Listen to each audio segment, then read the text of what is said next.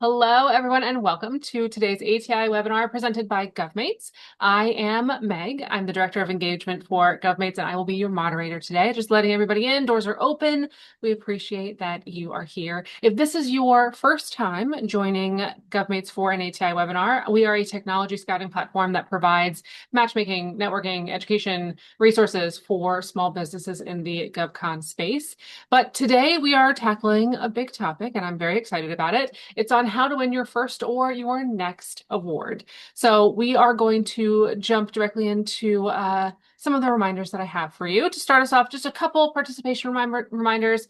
Go ahead and remove those distractions if you can. If you've got time, East Coast time and it's lunchtime for you, this is a good lunch and learn opportunity. Silence your phone, close down your emails. It's a good opportunity to be like, hey, sorry, unavailable, can't take that call right now. We also encourage you to be active in the chat. There is a Q&A box as well as a chat box. So you are welcome to say a quick hello there. There is a drop down that says to all panelists or everyone or attendees or whatever. If it only says to panelists, only we will be able to see it. The rest of us won't be able to. So if you'd like to give that test box or that chat box a test, you are welcome to do that.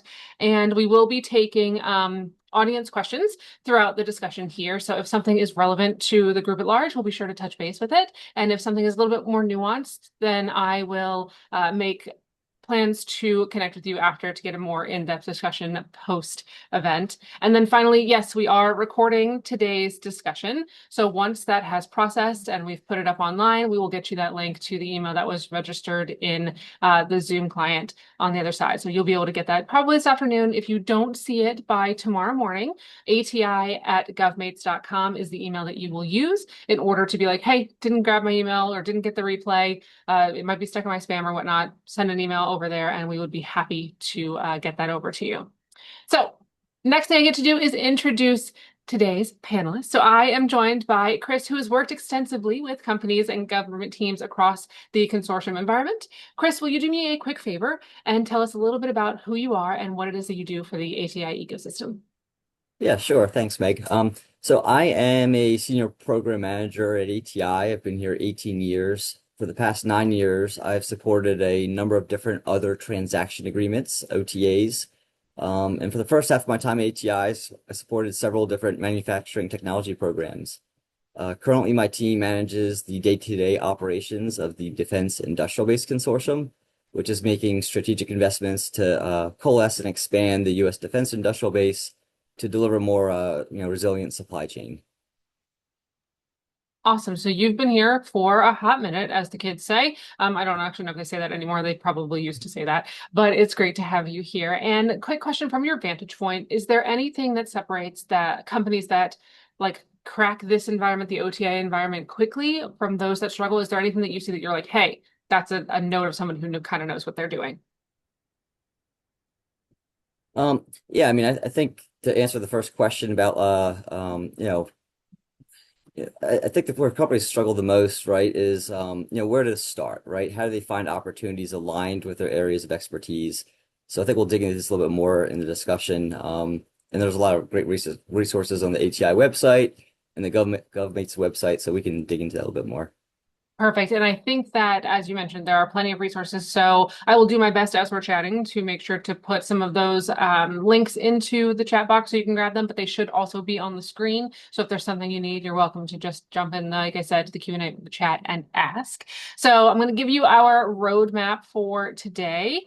And we're covering a little bit about where opportunities are found, like where are we looking for these kinds of things, how to interpret requirements in a non-traditional model, and common mistakes that often derail submissions and hopefully how to avoid them. We can't give you all the answers because everything is nuanced. You will probably hear a couple times today that it depends. It's not because we don't want to answer the question. It's just because in this industry, it actually does depend. So of those three, there will also be, like I said, some time for Q&A if we have some leftover Q&A as it comes through. But of those three, Chris, which tends to cause the most pain for people, do you notice? Yeah, I think I just mentioned that first, knowing where to find the opportunities is a huge benefit. So we'll cover this a little bit more. As far as common mistakes, it's really important to make sure you read the solicitation documents carefully and are being responsive to the problem statement or the solution that the customer is seeking.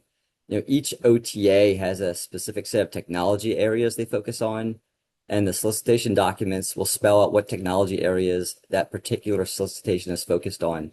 So it may be tempting to submit a solicitation, a solution that you submitted to another opportunity without editing, but it's important to keep in mind that behind each of these solicitations, there's a unique customer, and that customer is looking for specific details, and most of the time those are spelled out in the RPP. So again, recommend reading that solicitation, reading it again. And if the question you have isn't answered in there, reach out to that consortium manager. We're here to help, answer those questions and guide you, in the journey of, being an active member in the different consortia that we manage. I absolutely love that because you all are a fantastic resource and very easily reached, right? There's a person, and I'll probably say this again at some point, behind every email address that's on that website for ATI is a real human. So you're going to get an answer if you have a question, which is great. And if there's, something where you've come in and you said, hey, I have a question on this thing, and it's not the, exactly right branch or arm of that, they'll direct you to the right person. So, and I think we might also hear a couple times to a reminder to read the solicitation because it's amazing how much we skim. Right? I think unless we're sitting down to read a book, we tend to skim everything. This is one place where we're not skimming. We kind of have to pay attention. And if we're trying to win, win work in a big way, it's going to do us a favor to take that time and to read the whole thing. So we're going to go ahead and level set here on OTAs themselves. OTAs are designed for flexibility. They're designed for speed. They're designed for innovation at their core. That's why they were created. For attendees newer to this space, Chris, how is competing for an OTA fundamentally different from pursuing a FAR-based contract? Yeah, I mean, first, there's obviously some regulatory differences. FAR-based solicitations and resulting contracts are very structured with standard clauses, and they're subject to protests. OTAs are not subject to protests, and the terms, just at a high level, are more flexible. Second, FAR solicitations typically have more defined requirements. They can be used for, production, sustainment, services. And OTAs are typically, looser defined requirements or problem statements. So they're designed to encourage a wider range of solutions from organizations that may not typically do business with the government. And I guess the third thing I'll say is that OTAs typically require less upfront information to minimize the burden on industry. So, in some of the programs I've supported, an OTA solicitation might start with a set of quad charts. So you might have just a 1 or 2 page, PowerPoint type document. And then the government performs a down select. And at that point, that's when they'll request a more detailed white paper or SOW. So this is designed to not only minimize the burden on industry, but to help speed up the process, right? Instead of having to write a 30-page white paper or technical proposal, you're just submitting, some high-level information about your quad chart to really see if that's aligned with what the government is seeking in that solicitation. I think a good note there to make as well is that there's an opportunity to see FAR-based wording language in OTA contracts. Sometimes that does happen. Like there is a little bit crossover there. So sometimes they do take it and they're like, we're just going to pop this over here. So it may be similar in language, but the requirements do tend to be a little bit different there. As first, your first link that you see on the screen here, that govmates.com/OTA, most opportunities that we see for OTAs are released through consortia. And we often have people ask like where to find the full list. So you can actually bookmark govmates.com/OTA and it'll give you an updated list. We try our best to keep that one as updated as possible that has everything on it that you might need. And I think they're also organized by vertical. So that should make it a little bit easier if you're like, hey, I'm only working in this space, you should be able to go ahead and take a look there. So why do consortia play such a central role in how opportunities like this are released? Like, why can't I just go and find them anywhere? Yeah, I mean, consortia play a central role in how opportunities are released because they're really the structural mechanism that makes OTA execution fast, flexible, and more importantly, industry friendly. The consortia, as you probably know, is a collection of industry, academia, and nonprofit organizations, and they're formed to address a common set of technology areas. So these members are pre-vetted, which allows opportunities to be released directly to qualified participants. It allows the government customer to reach an audience that's specifically designed and interested in and with capabilities to address their needs. So, the consortium manager also plays a critical buffer between government and industry. So, for example, if you're selected for an award, you'll be submitting your invoices to ATI for payment instead of going through the the government systems, which typically are a little bit more time consuming and challenging to navigate. We love an easy way to get paid. Not gonna lie, just say it straight out there. So there seems to be, if somebody's not already in the ecosystem for OTAs for the consortium world, there seems to be a little bit of a rub when it comes to industry and OTAs. So why does there seem to be a disconnect in understanding? Um, can you repeat that Yeah, question? no, not a Yeah. problem. So there seems to be like when we get into the space, we have like the outside of the consortium world, right? We have the interior of the consortium world, people who are already in, who already have memberships there, who are already within the solicitation process. But there seems to be a little bit of like a disconnect and understanding of like where the opportunities are and what can be the benefits of being part of an OTA consortia. And why do we think that there's a disconnect there? Is there something Yeah, that I mean, yeah, yeah. So I think we talk about this a little later, as well in the presentation. But making sure you join the right consortia is probably the first step, right? So using some of those tools that are out there on either the gomates site or ATI site to make sure that you join a consortia that is aligned with your technology areas. That's step number one, I'd say.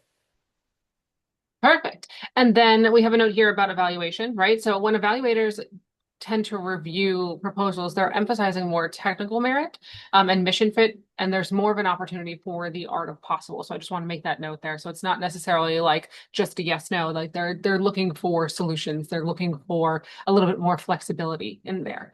There was a question that did come in. It says, what is the size of organization that are suitable for OTAs? Do we have a size requirement?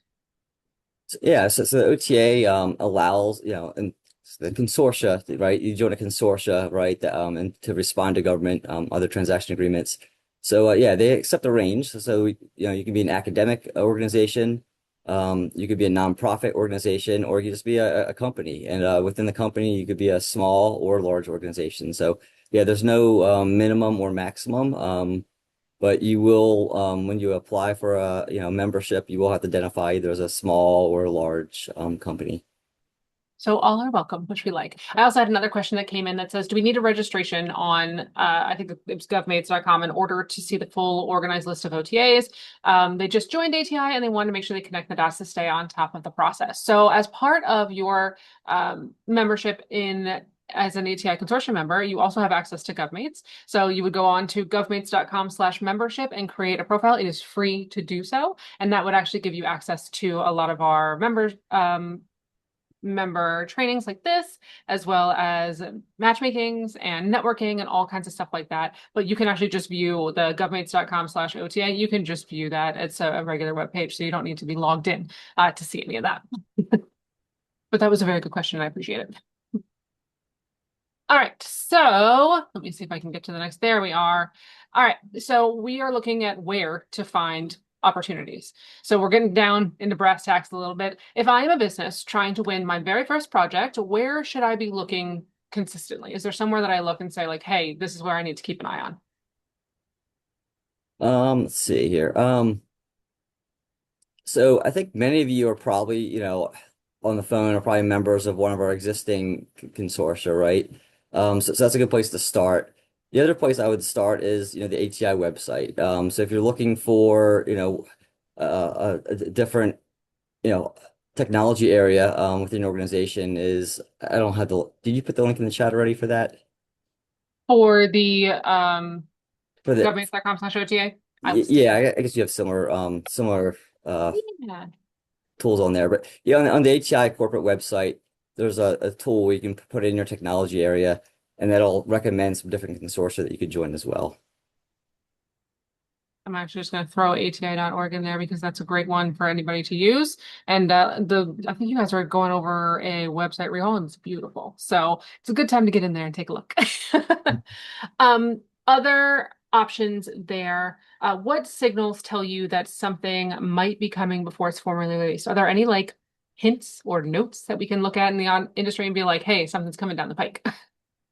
Yeah, so many consortia have a solicitations page where they'll identify upcoming solicitations. So that's probably the most obvious place. You can also check the ATI site that I just mentioned. In addition to that, government customers often have an industry day prior to the release of a solicitation. So, for example, my current program, the Defense Industrial Base Consortium, we had an industry day back on, I guess it was February 12th, to discuss a request for project proposals for strategic and critical minerals. And we actually just released that last Friday. So that was about 2 weeks in advance of the solicitation actually being coming out. If you had participated in Industry Day, you would have had a heads up about that. So I'd encourage you to sign up for the listserv emails for any consortia that you're a member of. They'll provide information about industry days and other opportunities to learn more about future solicitations. Um, some customers also release drafts or requests for information or seek industry feedback before the solicitations is released. So those provide opportunities for your organization to potentially help shape some of those requirements that may end up being solicited for. Perfect. And then I think you guys just had an industry day. Biomap just did their industry day last week, which is one of the other consortia, and they had a matchmaking associated with that. So there are, constantly opportunities depending on which consortia that you are part of. ATI has a ton of them. That doesn't mean you join all of them. You join the ones that align with your vertical. So it's not too overwhelming, but it definitely gets you, really specialized into where you need to be, want to be, and which opportunities are probably best for you. Is watching the portal itself enough to be competitive? So Or do I have to zone yeah, out? I mean, watching the portal's obviously helpful. But that's, being competitive starts way before that. I'd encourage everyone to engage in consortium hosted opportunities such as industry days, general membership meetings, and similar events to learn more about that customer, right? Read the materials they put on their public domain, like on their websites. For example, the Department of War released the acquisition transformation strategy. I mean, that was what, several months ago, maybe 6 months Mhm. ago. Read through the first pillar of that about rebuilding the defense industrial base. There's likely language in there that your customers, putting out in the public domain that you can help weave into your, proposals and solutions and make sure that you're aligned, to help form a, stronger response.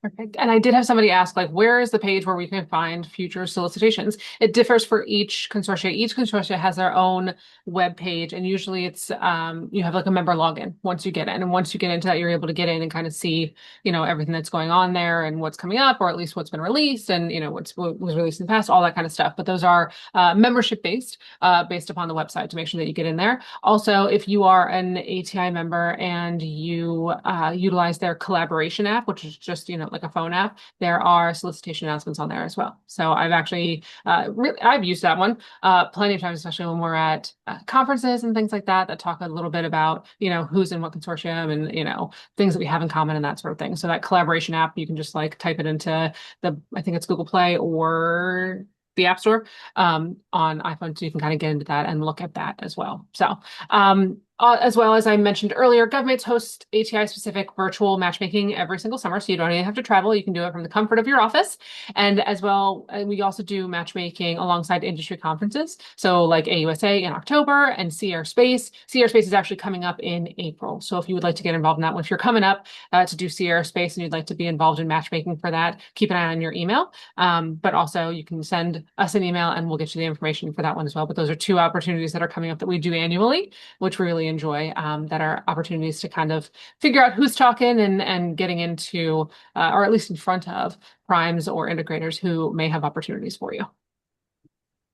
I did also have a question that was about what's the yearly cost to be the member of a consortia, which is a great question, and it differs between consortia. There are some that are free to join. There are some that have annual costs and things like that. So it just kind of depends on which one you're trying to get into, which is why we say, hey, get in there, check them out, see which ones are appropriate for your company so that you can make good decisions about that. So like I said, a couple of them are free to join, but there are several who have an annual dues fee sort of thing. All right, let me scoot this over a little bit. Next, we're using networks. So we just kind of talked about that. We're going to stay a little bit on this thread. And this is where like the power of engagement becomes a thing. And we talked a little bit about industry days, consortium participation, conversations. These things are incredibly important in order to kind of keep the ball rolling, right? It's kind of like not necessarily being a squeaky wheel, but getting in front of other people. So are there parts of that that are more important, or is it like the full package that we have to pay attention to? Yeah, I mean, I think it's the full package, is the short answer. Yeah. I wasn't sure how deep to go into this one here, but No, you're yeah. totally fine. It's just I didn't Okay. know if there was anything where you were like, hey, if you can only do one of those things, which one would it be? I personally think that consortium participation kind of encompasses a lot of it because you'll get the industry day stuff, you'll get the list of events that each consortia is holding, that sort of thing. ATI is gonna, they have a list of events on their website of things that they're places that are attending. Their LinkedIn is really great. The ATI LinkedIn page also has a running list of all the events that are happening, whether they're attending a conference or having a webinar or doing a training or hosting a networking. Like everything is on there. So really kind of getting your feet wet and getting kind of immersed into that space so that you become a little bit more knowledgeable about what's going on, and especially depending on if you're willing to travel or not willing to travel. So, how can consortium ecosystems help companies to hear about opportunities earlier or find the right teaming partners? Are there ways that that can be helpful to them?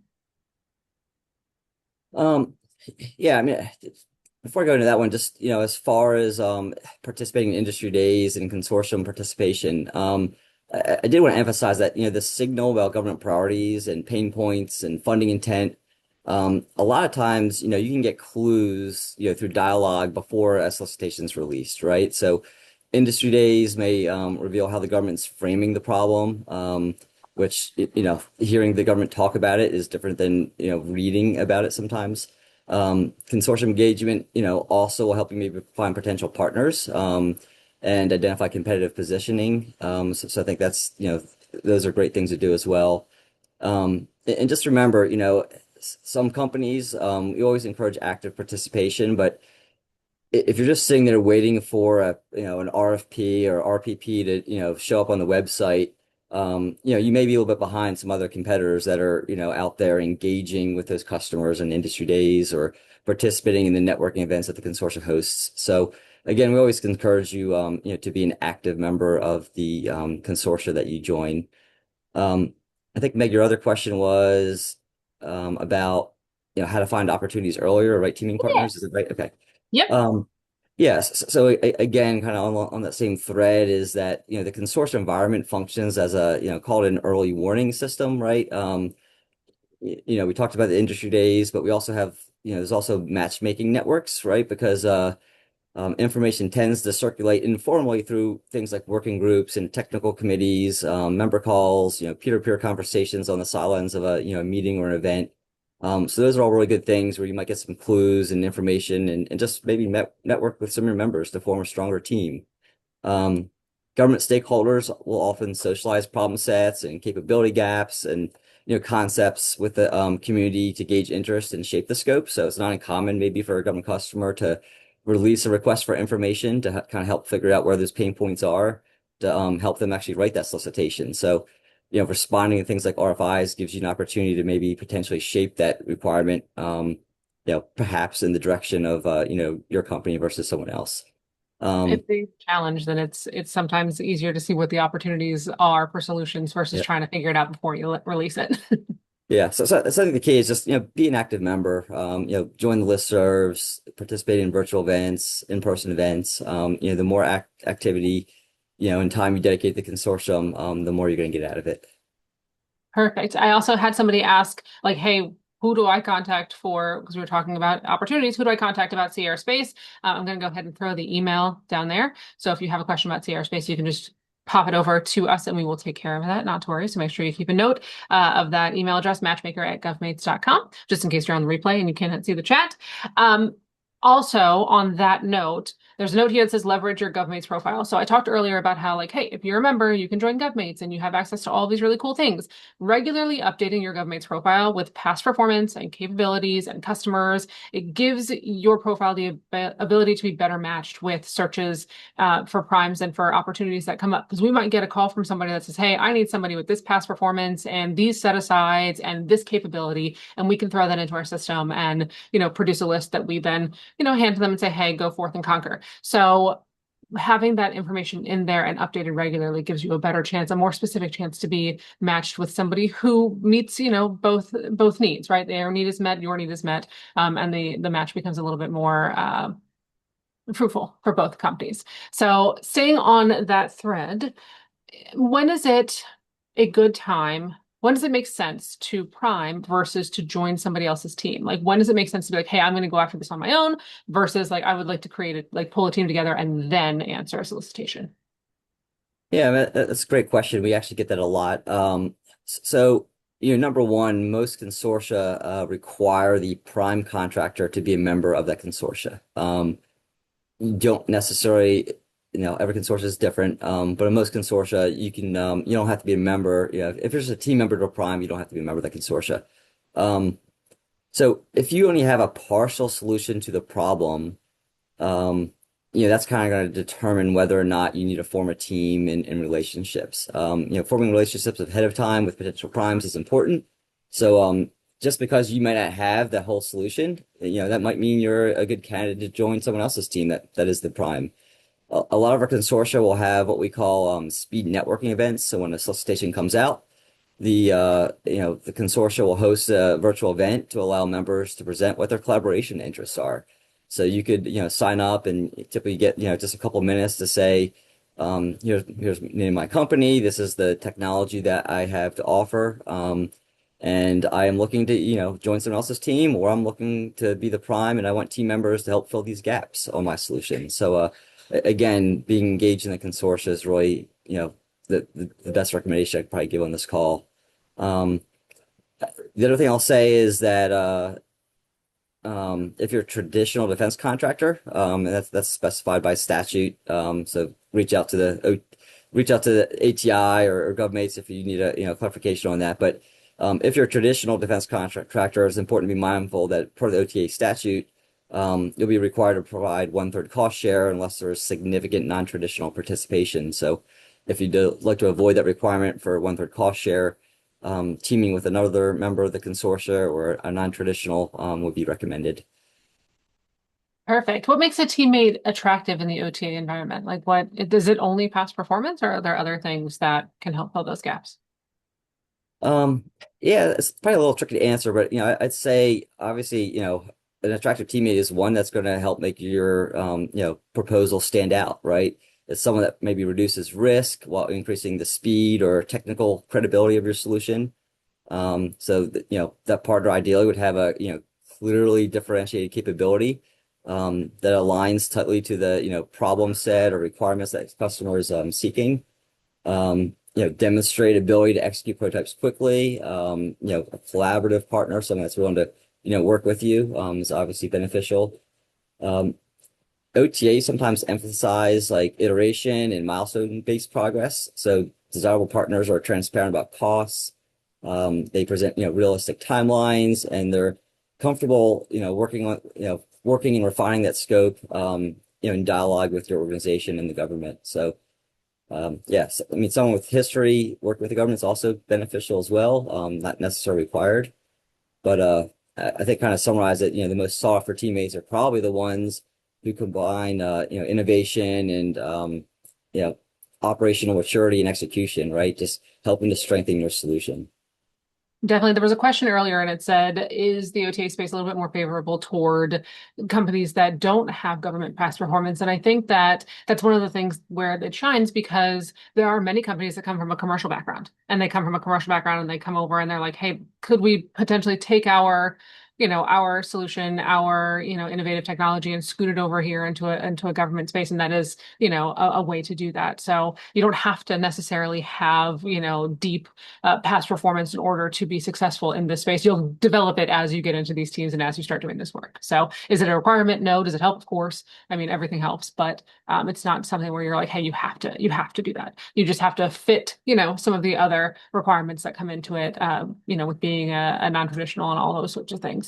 Somebody else asked if we can provide help with identifying the right consortia. Yes, we can. Governments especially can do that. So we're happy to jump on a phone call and be like, hey, we'll chat with you a little bit. We'll go through your profile. We'll see some of the ways that you might fit into different things. Katie over at GovMates is fabulous at that. And so if that's something you're interested in, you're welcome to, send an email. You'll get an email from me later today. So you're welcome to just email me back and say like, hey, I'm interested. Happy to take that on for you. And does the consortia provide mentoring to new members or something similar? I don't know that it's a mentoring program that's like formal in a way, but I think within the building of community, within, the GovMates network and the things like that, we do provide resources and training and education and mentoring and answering questions and all those sorts of things to kind of help pull all of that together. So there's a host of resources, a library necessarily of resources, and ATI is very good at kind of bringing people along as we go through this journey and as we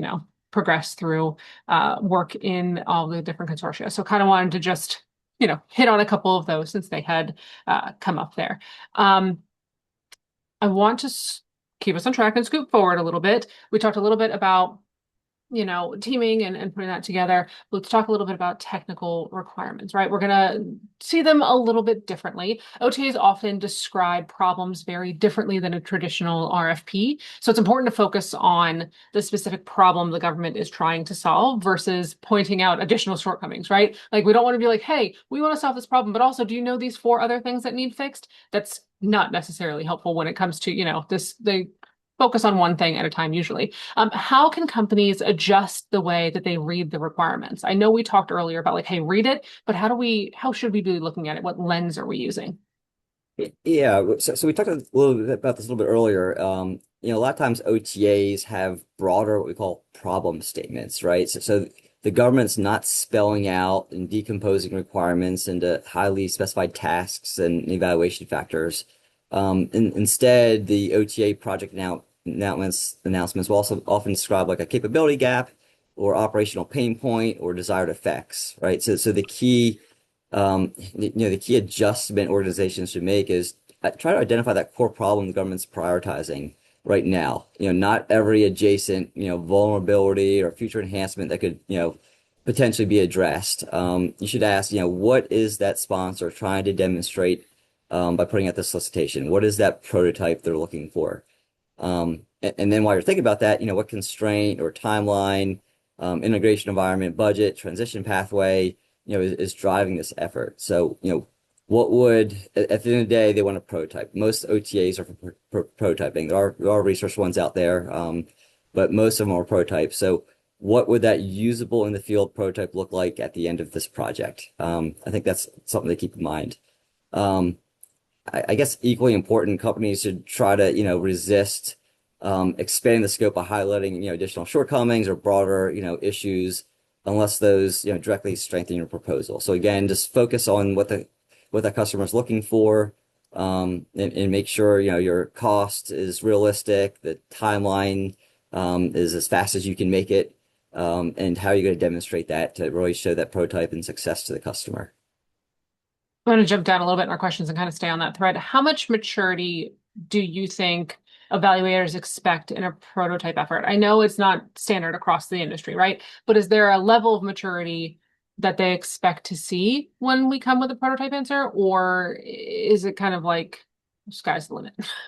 Yeah, you often hear about technology readiness levels and manufacturing readiness levels. So you can just go out to the Google and pull those up. Some solicitations will specify what the beginning and or the end MRL or TRL should be. But in general, I can't remember off the top of my head, but I think they're typically in like the 6 to 8 MRL TRL range is just kind of at a high level. But there's obviously some flexibility on either side of that. Perfect. And I know that it's important to pay attention to the deliverables, the transition goals, and alongside the innovation, right? So we're kind of three-pronged here because deliverables are trackable and they're going to be used to hold people accountable. So if you've got something in there where you're like, hey, I'm taking a look at, the requirements that are here, take a look at the things that they've actually put, if they have, put dates, put numbers, put real solid things behind because that's what you're going to be held to. So one of those things that, want to make sure that we're paying attention to when it comes to technical requirements. Also, the note that What's this innovation. about? Oh, sorry, innovation matters a little bit more than like the actual language, right? We're looking for the solution there. Yes, we want to meet all of the requirements that are within the proposal and what it says. That's why we read it, and that's why we follow the directions that are there. But it's less about like using the ultimate technical language versus trying to make sure that your idea is presented in a way that seems plausible and seems like something that's going to fit the mold of what they're asking, I think. Anything else to add on that one since I just took it? No, no, I mean, I think just to kind of summarizes, the most competitive responses are, very responsive to that problem statement, right? They articulate a clear, achievable prototype outcome, and they demonstrate the understanding of, the operational context of what the customer is looking for. Perfect. And I know that we here are not the ones who are evaluating, but I did want to talk a little bit about the evaluator assessment piece.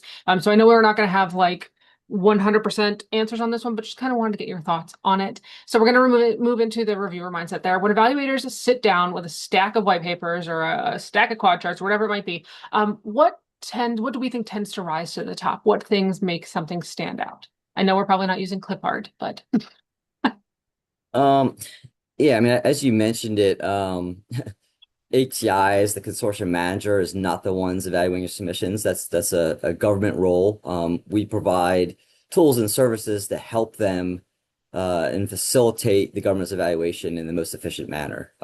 So what I've observed personally, submissions that clearly demonstrate both relevance and credibility, while showing the ability to deliver quickly. So again, these are prototypes. Prototypes are typically, ideally designed to be delivered, somewhat on an expedited timeline.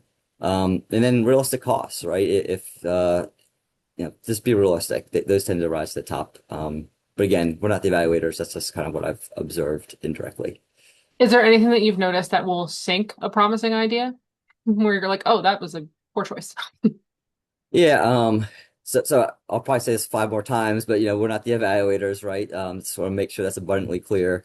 Um, but yeah, I mean, a lot of solicitations will provide a range of available funds. Not everyone provides that, but if you're providing, if you're proposing a solution that's significantly outside of the stated range, that's one way to, immediately kind of get that submission pushed to the side. And we talked about this earlier, but I guess another one is a significant disconnect between the MRL, manufacturing readiness level or the technology readiness level. Most OTAs, again, are prototyping OTAs, so the end deliverable needs to be a prototype. So if you're proposing something that's, basic research, like very early in the, 1, 2, or 3 in the MRL stage, and it's not going to quickly progress to a prototype over the course of that project, I mean, that's another red flag the government pick on pretty quick. Awesome. How important is the path to production or transition when decisions are made? Do we have to have that laid out in the beginning, or is that something that can evolve? Yeah, I mean, the short answer is it can evolve, but the path transition and production is extremely important. The step one is winning that prototype project, right? They're not just using the project as an experiment, right? I mean, ideally they want a prototype that they can transition to production. So, while you're executing that project, I think it's extremely important to start having those conversations with the government technical stakeholders you're engaging with to start working on that transition path. It doesn't necessarily have to be fully identified on day one, but that would certainly strengthen your proposal, right? If you have a clear transition path spelled out on day one, that's going to help you separate yourself from competitors. But again, once you're selected for award, use that opportunity to really work on that transition path. Assuming that you have a successful prototype at the end of the project, um, assuming that it'll lead to production is not the ideal approach, right? You really have to engage with these government stakeholders to work on that transition path. All right, so don't assume, write it in ink, not in stone, but have a plan. Yep. I like all three of those things. So you've seen, I'm sure, several proposals over the years, right? This is not a new space for you. So what is the most common, or is there a most common FAR habit that you wish companies would leave at the door when they come to answer an RFP from, or an opportunity from an OTA space? Yeah, I mean, this one's a little tricky to answer as well, but OTAs reward speed, clarity, and innovation at the end of the day, right? They're looking to engage non-traditional organizations like yourselves, and looking for new solutions that they might not have heard before. They're designed to be flexible, so once you're selected, there's going to be discussion and negotiation of the scope. If you're proposing a range of solutions, that would address the requirement, feel free to propose options for consideration, right? You might say, here's my proposal, but if you're interested, I could also do X, Y, and Z in phase two. So you don't have to spell out every detail in the response initially because once you're selected, there's a negotiation and discussion phase where that scope's going to be, refined to align with what the government's really seeking. I do love the note here about not over-engineering the response. And I think you kind of hit on that. That's just like, hey, let's not make sure that there's an opportunity for options or for change or to wiggle around a little bit. And that's what the OTA kind of provides versus just being set in complete stone there. Is there a place that submissions tend to typically go off the rails? So is like technical approach or details or pricing or storytelling, is there one place where people tend to kind of put too much or too little in? Um, so again, let's see. This is a little tricky question to answer as well. Consortia use a variety of different what we call like project pathways or approaches. So a lot of consortia will use what I'll call a two-step process. So phase one might be write a quad chart, and in that quad chart there's only a ROM. So you're not going to probably fall into a pitfall of detailed pricing in that phase. Uh, as far as technical approach goes, sometimes proposals, might overpromise or, address, maybe tangential problems instead of the core government needs. So again, it goes kind of back to reading that problem statement and making sure what you're proposing is aligned to what that customer seeking versus maybe a similar solution that you propose to a different customer. So again, just really reading that RPP. And then I guess the last thing I'll say is maybe, storytelling and extensive prose. You know, just don't let that technical solution get lost, right, in the narrative. Um, just make sure you're connecting, using the language that's familiar to that customer, connecting the problem and approach and the expected outcome.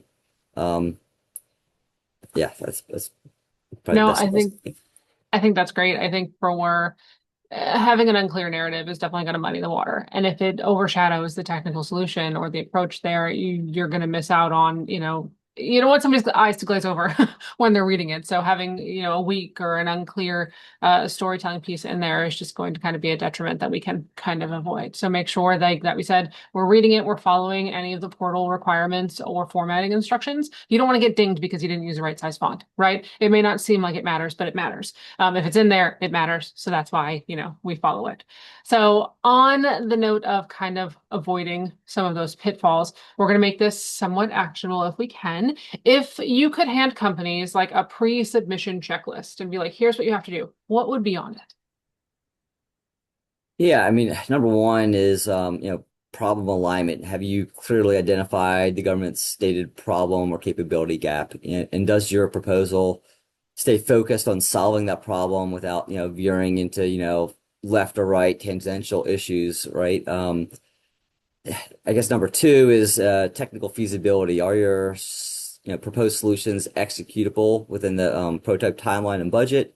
Do you have key technical risks that have been identified and a mitigation plan or strategy?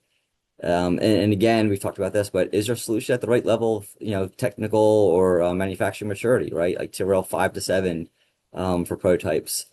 And then as far as your team goes, I'd say team credibility is equally important, right? Do you have the experience and complementary skills either in your organization or among your team members?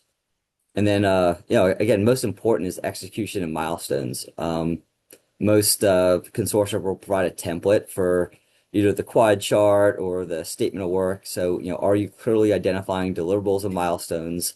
Are those realistic? Can you achieve that in the timeline that you're stating? And is there iterative progression, right? Like, is it easy for that reader to follow how you're going to go from TRL 5 to 7 at the end of this project? So the more you can kind of decompose that, statement of work and that plan and timeline, make it easier for that reader, the better. And then again, I guess probably finally is well, not finally, but the transition path to production. Again, it doesn't necessarily have to be fully identified up front, but if you have that identified, that's going to be a huge win. And then we can't talk about this without talking about cost realism and business case. Like, is the pricing realistic? Is it aligned with the scope and risks? And have you articulate that benefit to the government customer clearly? It's not just about cost, it's about benefit, right? So how are you benefiting that customer and why is your solution better than someone else's? We talked a little bit about making sure we read, right? We said it a couple times, make sure you read the whole thing. What does it mean when we say answer exactly what is asked? What does that look like in practice? You said you had resources and some templates and things like that. Are those templates used to answer what is asked, or are we literally like taking the RPP and like point by point, answering? Yep. Th this question always brings me back to school, right? I used to get drilled when I was in elementary school, like read the instructions, right? Yep. Same thing I can say is, utilize the templates. Most consortia have templates that they provide either for the quad chart or the statement of work.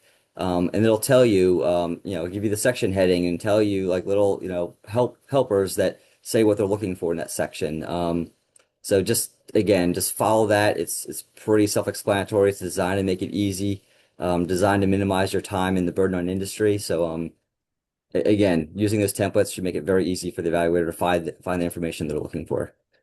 Perfect. I think that also answers our like, how are we showing differentiation without overwhelming? We're using the templates. We're answering concisely. We are highlighting, agility and speed and all of the high points, right? We're hitting the high points without being too verbose or overwhelming with words, which I Yep, think is a exactly. great point. Awesome. So I know we have a couple questions there, but did want to say a quick, like, end with momentum, right? If someone who is listening wants to improve their odds in the next, say, 90 days, what should they start doing tomorrow? Yeah, I mean, join the consortium, right, and engage. Attend industry days, participate in member calls, listen actively to those early signals the customers may be putting out there. Begin informal conversations with potential team members. There's some of these consortia have hundreds or sometimes over 1,000 members, right? So there's tools on the ATI website, like such as the collaboration database. I know GovMates has other resources, right, to help identify potential partners. So yeah, just number one, engage, and then start mapping your core capabilities the government needs, right? Review, the past OTA announcements and solicitations to see what the government's looking for, so you can kind of start preparing and understanding that customer, and maybe preparing a response to a solicitation that hasn't even come out yet. Um, Figure out how, what you offer that's most relevant and what could you deliver quickly, to demonstrate outcomes and solutions to that customer. Perfect. I think you covered most of my questions there for kind of follow up. So we know that the opportunities live inside of our ecosystem, so be present and get involved with those sorts of things. So and show your understanding, not just the features. Keep your responses clear and targeted and practical.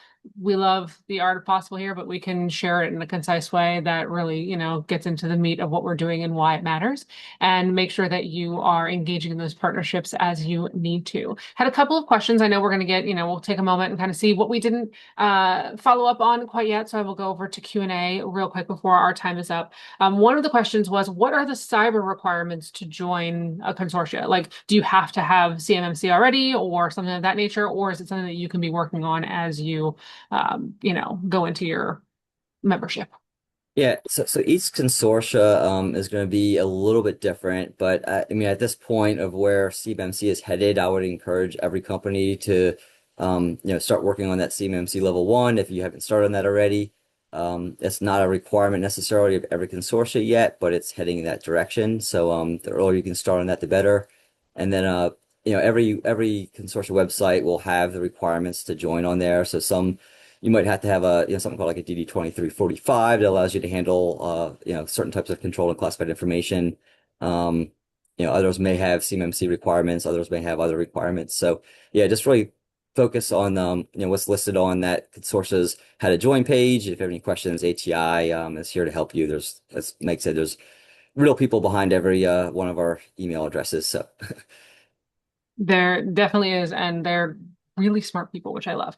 I'm actually going to pull up, I want to make sure that I got the right website. Yes, it is www.ati aci.org/collaborations, which will actually give you a list, and you can head to all of the websites for each of the collaborations there. I'll put it here in the chat in a moment. But there was another question related to CMMC that I don't know. Chris, I don't know if you know this one or if I have to do a little bit more digging. So I'm going to ask, and if we don't know, we will find out and get the information necessary. It says they saw a post that said that Defense Industrial Base Policy will provide a tool for small firms that don't want to go through the whole process of getting CMMC certified. The tool is going to do all of the defense work through CMMC certified cloud. Have you heard of this, or do you know anything about the status of this tool? I do not. Yeah, unfortunately, I have not heard of that tool. So yeah, I think we'd have to circle back to them on that. Okay, we will circle back on that one. Love the question. Love a little bit of research homework. So I will make sure that we take a look at that and see, kind of where that comes out. It's not necessarily an ACI thing, but definitely something that we can look into and get back to you on. So I'm actually going to put this without misspellings, which I already misspelled. All right. That's where you can actually find, that's the aci.org/collaborations website where you can get to all of the different consortia and their pages and how to join and what's required and all of those sorts of things. If you have a question and you're like, hey, I'm feeling overwhelmed and I'm not exactly sure where to start, that matchmaker@govmates.com email address, email that one. We'll have a conversation with you. We'll sit down, we'll jump on a quick phone call, and we'll kind of go through and see where you will best fit so that you can kind of save some of that time and do, what you need to do there. Chris, this has been incredibly helpful. I have asked you many, many questions. It has been practical and direct and immediately useful, so I appreciate you. Is there anything else that anyone has question-wise? I'll give a quick second while I'm saying my thank yous if you need to ask something burning. If not, like I said, I will send an email post-event with the replay link so you can share it with colleagues or watch it again yourself if you'd like to see us again, and would be happy to kind of, jump in on that. If you have an extra question or something more specific, just email me back and I will be happy to either answer or direct your question to where it needs to go. I don't see any other questions, which is fantastic. So thank you, Chris, again, for sharing your experience with us. And then thanks to everybody who joined us today. Like I said, I will have slide deck and I will have replay getting ready for you in this over the afternoon. Stay connected with GovMates and ATI. Like I said, LinkedIn, great place for both of those things. You're welcome to connect with me on LinkedIn and the rest of the GovMates team. We are always over there and happy to answer questions. Keep building those relationships, and we look forward to seeing you at future events, especially if you're going to join us at Sierra Space come April. So thank you all and have a fantastic rest of your week. Thank you, Chris. Thank you.